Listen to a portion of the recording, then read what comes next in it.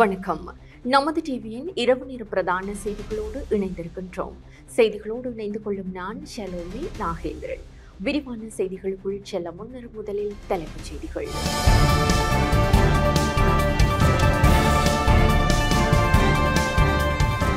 கனடாவில் முள்ளிவாய்க்கால் நினைவு தூபி இலங்கை அரசாங்கம் கண்டனம்.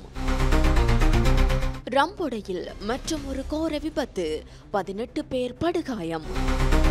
கடலுக்கு நீராட சென்ற 4 தமிழ் இளைஞர்கள் சடலமாக மீட்பு.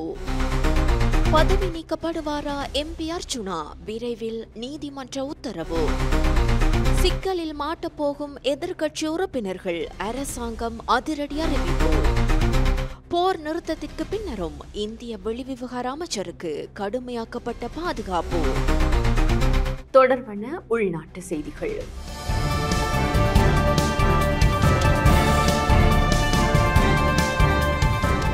கனடாவில் முள்ளிவாய்க்கால் நினைவு தூபி திறக்கப்பட்டமையை வன்மையாக கண்டிப்பதாக அரசாங்கம் அறிவித்துள்ளது. இலங்கை அரசாங்கம் ஆதாரமற்ற இனப்படுகொலை குற்றச்சாட்டுக்களை கடுமையாக நிராகரிப்பதுடன் கனடாவில் தவறான எண்ணக்கருவில் நிர்மாணிக்கப்படும் நினைவு சின்னம் குறித்து கண்டனம் தெரிவித்துள்ளது. இலங்கையில் நடந்த இறுதிக்கட்ட யுத்தத்தின் போது இனப்படுகொலை நடந்ததாக கூறப்படும் குற்றச்சாட்டானது தேசிய அல்லது சர்வதேச அளவில் எந்த ஒரு நம்பகமான அதிகாரியாலும் ஆதாரத்துடன் நிரூபிக்கப்படாததுடன் அவை தவறான தகவல்களை அடிப்படையாக கொண்ட குற்றச்சாட்டுகள் என இலங்கை அரசாங்கம் தொடர்ந்தும் வலியுறுத்துகிறது. இந்த பொய்யான கதையை இலங்கை முற்றிலும் நிராகரிப்பதுடன் கனடாவிற்குள் தத்தமது தேர்தல் ஆதாயங்களுக்காக இவ்வாறு பிரச்சாரம் செய்யப்பட்டுள்ளதாக நம்புகிறது. 2021 ஏப்ரலில் கனடாவின் வெளிநாட்டு அலுவல்கள், வர்த்தகம் மற்றும் அபிவிருத்தி திணைக்களம் இலங்கையில் இனப்படுகொலை நடந்ததாக எந்த ஒரு கண்டுபிடிப்பையும் கனடா அரசு மேற்கொள்ளவில்லை என்பதையும் அதிகாரப்பூர்வமாக உறுதிப்படுத்தியது குறிப்பிடத்தக்கது. மேலதிகமாக 2006 கனடாவானது தமிழீழ விடுதலை புலிகளை பயங்கரவாத அமைப்பொன்றாக அறிவித்ததுடன் 2024 ஜூனில் இவ்வகைப்படுத்தலை மீண்டும் உறுதிப்படுத்தியது. கனடாவின் பிராம்டன் நகரில் உள்ள சிங்க்வ கவுசி பூங்காவில் முள்ளிவாய்க்கால் நினைவு சின்னம் ஒன்றை நிர்மாணிப்பது குறித்து இலங்கை அரசு பலமுறை தனது கடுமையான கண்டனங்களை தெரிவித்துள்ளது. பிராம்டன் நகரசபையின் இவ்வருந்தத்தக்க முயற்சியை தலையிட்டு தடுக்குமாறு கனடாவின் மத்திய அரசை இலங்கை அரசு தொடர்ந்து வலியுறுத்தி வருகிறது. இச்செயற்பாடு குறித்த முன்னெடுப்புகளை பரந்த அளவிலான இலங்கை மற்றும் கனடிய சமூகங்களுக்கு எதிரானதாக ஒன்றாகவே இலங்கை அரசு கருதுகிறது. இது தொடர்பில் வெளிநாட்டு அலுவல்கள் அமைச்சர் விஜித ஹேரத் இன்று கனேடிய உயர்ஸ்தானிகரை சந்தித்து ஆதாரமற்ற இனப்படுகொலை குற்றச்சாட்டுகள் மற்றும் அதனை அடிப்படையாக கொண்ட நினைவு சின்னத்தை நிர்மாணிப்பதற்கான ஒப்புதல் தொடர்பில் இலங்கை அரசாங்கத்தின் கடுமையான ஆட்சேபனைகளை மீண்டும் வலியுறுத்தியுள்ளார். இம்முன்னெடுப்புகள் நல்லிணக்கம் மற்றும் தேசிய ஒற்றுமைக்கான அரசாங்கத்தின் முயற்சிகளை சிக்கலாக்குவதுடன் அவற்றை பெரிதும் பலவீனப்படுத்துகின்றது எனவும் குறிப்பிட்டுள்ளார். இதேவேளை கனடாவில் முள்ளிவாய்க்கால் நினைவு தூபி திறக்கப்பட்டமை தொடர்பில் அரசாங்கம் உடனடியாக ராஜதந்திர நடவடிக்கைகளை முன்னெடுக்க வேண்டும் என நாமல் ராஜபக்ச மற்றும் அலி சஃப்ரி ஆகியோர் வலியுறுத்தியுள்ளனர். கனடாவில் முள்ளிவாய்க்கால் நினைவு தூபி திறக்கப்பட்டமை தொடர்பில் இலங்கை அரசாங்கம் உடனடியாக ராஜதந்திர நடவடிக்கை எடுக்க வேண்டும் என்று ஸ்ரீலங்கா பொதுஜன பெரமுனவின் பாராளுமன்ற உறுப்பினர் நாமல் ராஜபக்ச வலியுறுத்தியுள்ளார். இந்த நடவடிக்கையை வன்மையாக கண்டிப்பதாக நாமல் ராஜபக்ச தமது எக்ஸ் பக்கத்தில் பதிவிட்டுள்ளார். இந்த விடயம் தொடர்பில் இலங்கைக்கான கனேடிய உயர்ஸ்தானிகரை அழைத்து இதற்கான எதிர்ப்பை அரசாங்கம் வெளியிட வேண்டும் எனவும் அவர் வலியுறுத்தியுள்ளார். நினைவு சின்னம் திறக்கப்பட்டதன் பின்னணியில் உள்ள அரசியல் நோக்கங்கள் குறித்தும் தாம் கவலை அடைவதாக பாராளுமன்ற உறுப்பினர் நாமல் ராஜபக்ச தெரிவித்துள்ளார். உள்நாட்டு போரின் இறுதி கட்டங்களில் இலங்கையின் இராணுவ நடவடிக்கைகள் தொடர்பாக எந்த இனப்படுகொலையும் நிரூபிக்கப்படவில்லை என சுட்டிக்காட்டியுள்ள அவர் தவறான இனப்படுகொலை கதையை கனடா ஊக்குவிப்பதாகவும் கூறியுள்ளார். அமைதி மற்றும் ஒற்றுமையை நோக்கி செயல்படுத்துவதற்கு பதிலாக சில குழுக்கள் தங்கள் சொந்த நலன்களுக்காக பிரிவினையை தூண்டிவிட்டன. பயங்கரவாதத்துடன் தொடர்புடைய குழுக்களை ஆதரிக்கும் கனடாவின் வரலாறு உலகளாவிய பயங்கரவாதம் குறித்த அதன் நிலைப்பாடு குறித்து கடுமையான கேள்விகளை எழுப்புகின்றது எனவும் ஸ்ரீலங்கா பொதுஜன பெரமுனவின் பாராளுமன்ற உறுப்பினர் நாமல் ராஜபக்ச தெரிவித்துள்ளார். இதேவேளை கனடாவில் முள்ளிவாய்க்கால் நினைவு தூபி திறப்பு முள்ளிவாய்க்கால் நினைவு வாரம் அனுஷ்டிக்கப்பட்டமை வருத்தம் அளிப்பதாக முன்னாள் வெளிவிவகார அமைச்சர் அலி சப்ரி தெரிவித்துள்ளார். தனது எக்ஸ் தள பதிவொன்றில் அவர் இந்த விடயத்தை தெரிவித்துள்ளார். இலங்கையின் ஒற்றுமை, கண்ணியம் மற்றும் நல்லிணக்கத்திற்காக ஆழ்ந்த அர்ப்பணிப்புடன் செயல்படும் ஒரு குடிமகனாக இந்த விடயம் வருத்தம் அளிப்பதாக அவர் குறிப்பிட்டுள்ளார். இலங்கை இப்படியான சம்பவம் இடம்பெறவில்லை எனவும் அந்த கூற்று ஆதாரமற்றது, பாதிப்பை ஏற்படுத்தக்கூடியதும் ஆகும். எந்த ஒரு சர்வதேச நீதிமன்றமும் இலங்கையை இதுவரை இனப்படுகொலை குற்றவாளியாக கண்டறியவில்லை. இலங்கையில் நடந்தது துன்பகரமானதும் அதே நேரம் கனடா உட்பட 30க்கும் அதிகமான நாடுகளில் தடை செய்யப்பட்ட விடுதலை புலிகள் அமைப்பினருடனான மோதலை முடிவிற்கு கொண்டு வருவதற்குமான இராணுவ நடவடிக்கையாகும் அவர் அந்த பதிவில் குறிப்பிட்டுள்ளார்.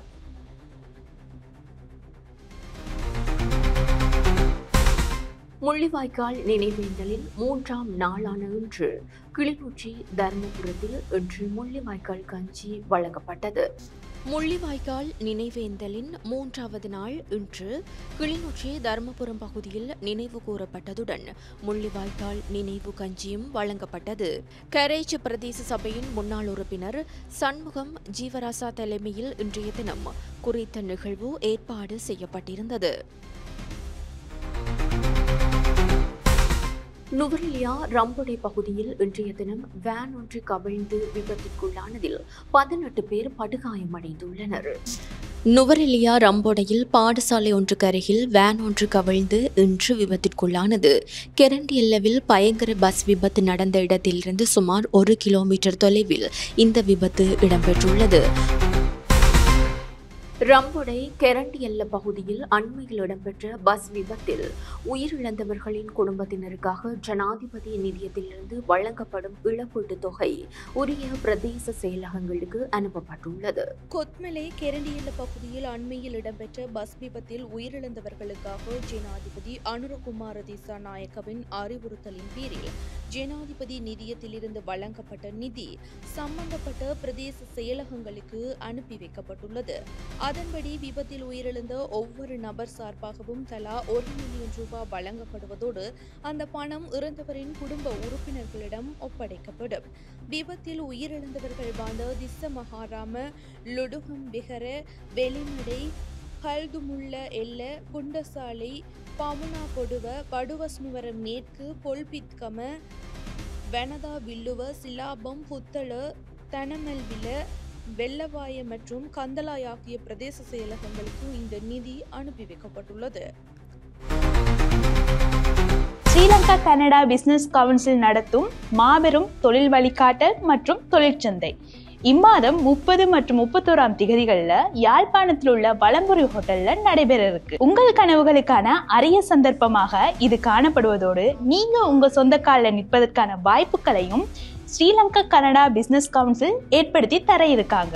இலங்கையில் உள்ள முன்னணி நிறுவனங்கள்ல உங்கள் திறமைக்கு தகுந்த தொழிலை பெற்றுக்கொள்ளும் அதேவேளை தொழில் பயிற்சிக்கான வாய்ப்புகளையும் ஏற்படுத்தி தர ஸ்ரீலங்கா கனடா பிசினஸ் கவுன்சில் தயாராக இருக்காங்க. பாராளுமன்ற உறுப்பினர் ராமநாதன் அர்ஜுனாவின் பாராளுமன்ற உறுப்பினர் பதவியை வலுவற்றதாக்கி உத்தரவிடக் கோரி தாக்கல் செய்யப்பட்ட மனுவை உறுதி செய்ய ஜூன் மாதம் 26ஆம் தேதி அழைக்குமாறு மேன்முறையீட்டு நீதிமன்றம் இன்று உத்தரவு பிறப்பித்தது. ராமநாதன் அர்ஜுனாவின் பாராளுமன்ற உறுப்புரிமையை இரத்து செய்ய உத்தரவிடக் கோரி தாக்கல் செய்யப்பட்ட மனுவை உறுதிப்படுத்துவதற்காக எதிர்வரும் ஜூன் 26ஆம் தேதி விசாரணைக்கு எடுத்துக்கொள்ள மேன்முறையீட்டு நீதிமன்றம் தீர்ப்பளித்துள்ளது. ராமநாதன் அர்ஜுனா தமது அரச பதவியிலிருந்து விலகாமலேயே பாராளுமன்ற தேர்தலில் போட்டியிட்டதால் அவர் பாராளுமன்ற உறுப்பினராக பதவி வகிக்க தகுதியற்றவர் என உத்தரவிடக் கோரி இந்த மனு தாக்கல் செய்யப்பட்டது. சமூக ஆர்வலர் ஓசலஹேரத் இந்த மனுவை தாக்கல் செய்துள்ளார். இந்த மனு இன்று நீதியரசர்களான மாயா துண்ணி கொரையா மற்றும் மகேன் கோபல்லாவ ஆகியோர் அடங்கிய குழாம் முன் பரிசீலிக்கப்பட்டது.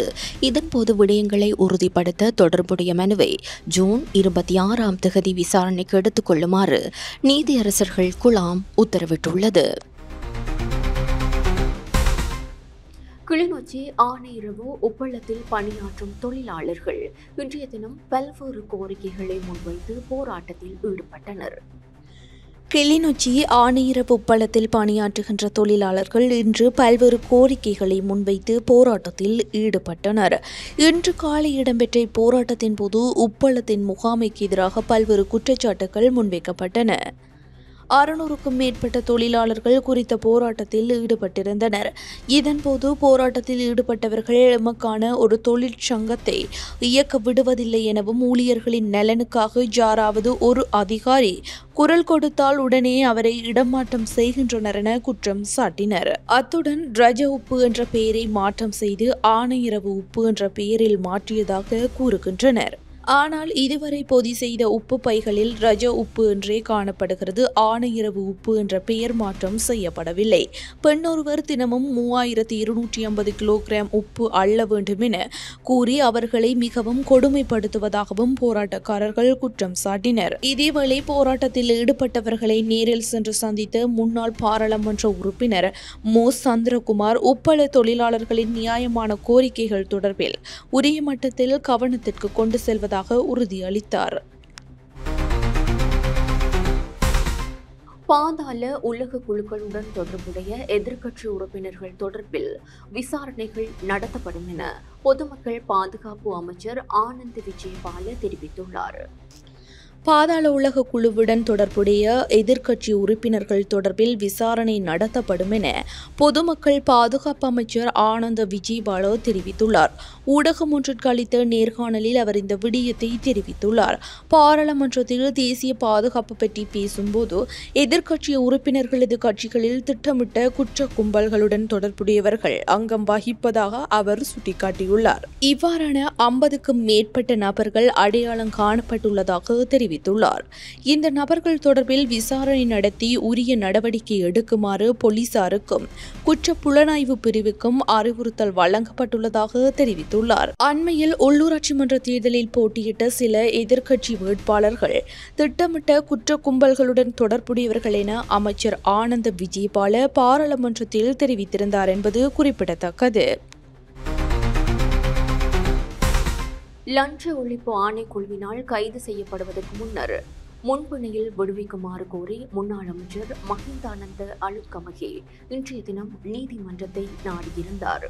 கடந்த அரசாங்கத்தின் போது தரமற்ற கனிம உர கப்பலை நாட்டிற்கு இறக்குமதி செய்த சம்பவம் தொடர்பாக லஞ்ச ஒழிப்பு ஆணைக்குழுவால் கைது செய்யப்படுவதற்கு முன்னர் முன்பிணையில் விடுவிக்குமாறு கோரி முன்னாள் அமைச்சர் மஹிந்தானந்த அழுத்கமகே இன்று கொழும்பு நீதவான் நீதிமன்றத்தில் மனு ஒன்றை தாக்கல் செய்துள்ளார். அதன்படி இந்த கோரிக்கை தொடர்பாக எதிர்வரும் 19ஆம் தேதி நீதிமன்றத்தில் சமர்ப்பணங்களை முன்வைக்குமாறு லஞ்ச ஊழல் ஒழிப்பு ஆணைக்குழுவிற்கு கொழும்பு தலைமை நீதவான் தனுஜா லக்மாலி அழைப்பாணை விடுத்துள்ளார்.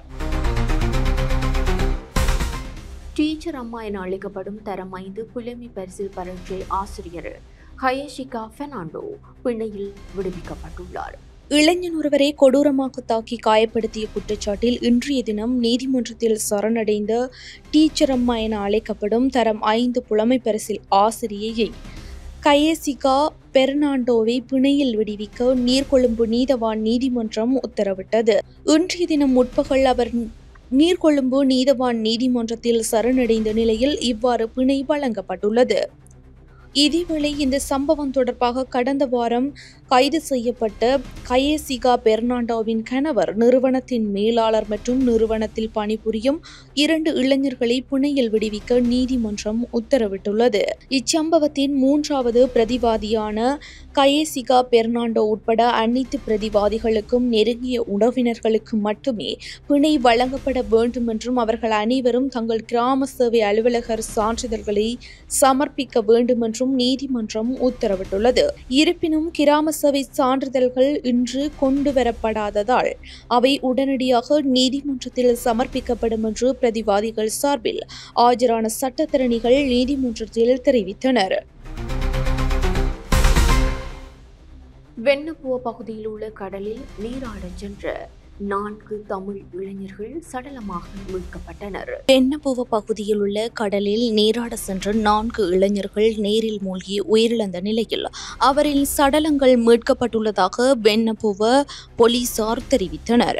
4 இளைஞர்களும் ஒன்றாக இணைந்து கடலில் நீராடிக் கொண்டிருந்த போது காணாமல் போயுள்ளனர். அதனைத் தொடர்ந்து பென்னபுவ போலீசார் மற்றும் கடற்படையினரின் உதவியோடு முன்னெடுக்கப்பட்ட தேடுதல் நடவடிக்கையின் போது 4 சடலங்களாக மீட்கப்பட்டனர். சடலங்களாக மீட்கப்பட்ட 3 பொகவந்தலாவ சென்ட் விஜியன்ஸ் தோட்டத்தை சேர்ந்தவர்கள் எனவும் மற்றும் ஒரு நபர் கொழும்பு பகுதியை சேர்ந்தவர் எனவும் தெரிவிக்கப்படுகின்றது.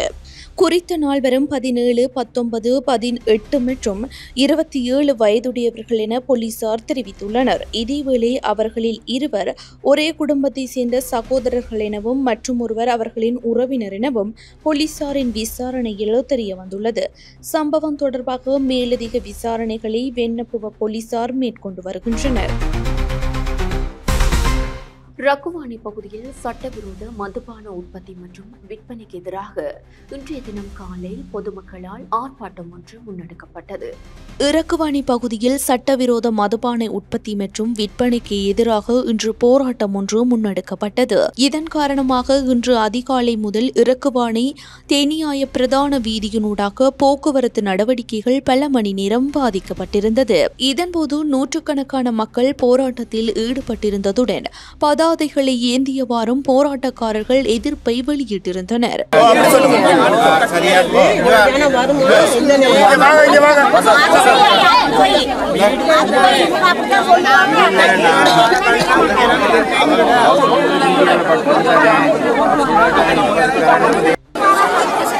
குறித்த பகுதியில் உள்ள நபர் ஒருவர் பல வருட காலமாக சட்டவிரோத மதுபான உற்பத்தி மற்றும் விற்பனை நடவடிக்கைகளில் ஈடுபட்டு வருவதாக பிரதேச மக்கள் குற்றம் சுமத்துகின்றனர். இந்த நபரின் செயற்பாடுகள் காரணமாக தமது பிரதேசத்தில் சட்டவிரோத மதுபாவன அதிகரித்துள்ளதாக, அதனால் தாம் நாளாந்தம் பல்வேறு பிரச்சினைகளை எதிர்நோக்கி வருவதாகவும் பிரதேச மக்கள் தெரிவிக்கின்றனர். தொடர்வது சர்வதேச செய்தி.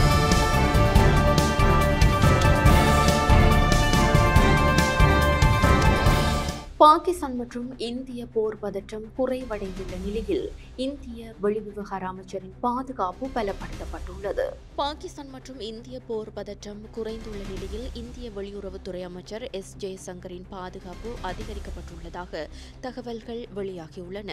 அவரது பாதுகாப்பில் விசேட குண்டு துளைக்காத கார் சேர்க்கப்பட்டுள்ளதுடன் டெல்லியில் உள்ள அவரது வீட்டைச் சுற்றி பலத்த பாதுகாப்பு நடவடிக்கைகளும் மேற்கொள்ளப்பட்டுள்ளன. ஆபரேஷன் சிந்தூர் தொடர்பில் அவர் பல்வேறு உலக தலைவர்கள் மற்றும் பல்வேறு நாடுகளின் வெளியுறவு அமைச்சர்களிடம் கலந்துரையாடி வருகின்றார். இவ்வாறானதொரு நிலையில் ஜெய்சங்கருக்கான பாதுகாப்பு அதிகரித்துள்ளதாக தகவல்கள் வெளியாகியுள்ளன. தொடர்வன விளையாட்டுச் செய்திகள். ரக்குவானை பரியோவான் தமிழ் கல்லூரி பழைய மாணவர்களுக்கான கிரிக்கெட் சுற்றுப் போட்டியில் 2வது முறையாகவும் ராயல் கிங்ஸ் அணி வெற்றி வாகை சூடியுள்ளது. இந்த நிலையில் லெஜண்ட் அணி சார்பில் 2002ஆம் ஆண்டு மாணவர்கள் சாம்பியன் பட்டத்தை பெற்றுக்கொண்டதுடன் 1994ஆம் ஆண்டு மாணவர்கள் 2வது இடத்தை தம் வசப்படுத்தினார்கள். அத்துடன் இளையோர் அணி சார்பில் போட்டிகளில் கலந்து கொண்ட 2015ஆம் ஆண்டு சாம்பியன் பட்டத்தை வென்றது. 2002ஆம் ஆண்டு கல்வி பொதுதராதர சாதாரண தர மாணவர்கள் 2வது முறையாக கிரிக்கெட் போட்டிகளில் சாம்பியன் பட்டத்தை பெற்றுக்கொண்டனர். ரக்குவானி பரியோவான் தமிழ் கல்லூரி வரலாற்றில் 2 முறை சாம்பியன் பட்டத்தை வெற்றி கொண்ட ஒரே அணியாக 2002ஆம் ஆண்டு அணி திகழ்கின்றமை விசேட அம்சமாகும். இந்திய டெஸ்ட் கிரிக்கெட் அணியின் புதிய தலைவராக பும்ராவை நியமிக்குமாறு பரிந்துரை செய்யப்பட்டுள்ளது. இந்திய டெஸ்ட் கிரிக்கெட் அணியின் புதிய தலைவராக பும்ராவை நியமிக்கலாம் என முன்னாள் வீரர் சுனில் கவாஸ்கர் பரிந்துரை செய்துள்ளார். டெஸ்ட் போட்டிகளில் இருந்து அனுபவ வீரர்களான ரோஹித் சர்மா மற்றும் விராட் கோலி ஆகியோர் ஓய்வு பெற்றுள்ளனர்.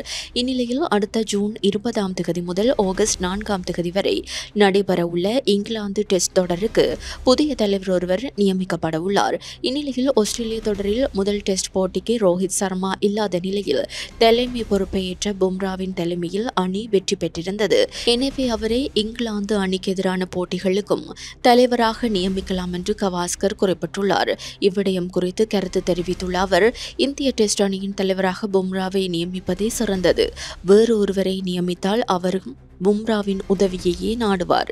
பும்ராவை பொறுத்தவரையில் அவர் எந்த நேரத்திலும் விக்கெட் வீழ்த்தும் திறன் பெற்றவர் என கவாஸ்கர் குறிப்பிட்டுள்ளார். இத்துடன் நமது டிவியின் அனைத்து பிரதான செய்திகளும் நிறைவு பெறுகின்றன. உமது அடுத்த பிரதான செய்திகளை நாளை எதிர்பாருங்கள். மேலதிக செய்திகளை அறிந்து கொள்ள நமது LK.com எனும் எமது இணையதளத்துக்குள் பிரவேசியுங்கள். அத்துடன் நமது டிவி எனும் யூடியூப் தளத்தினையும் சப்ஸ்கிரைப் செய்யுங்கள். வணக்கம்.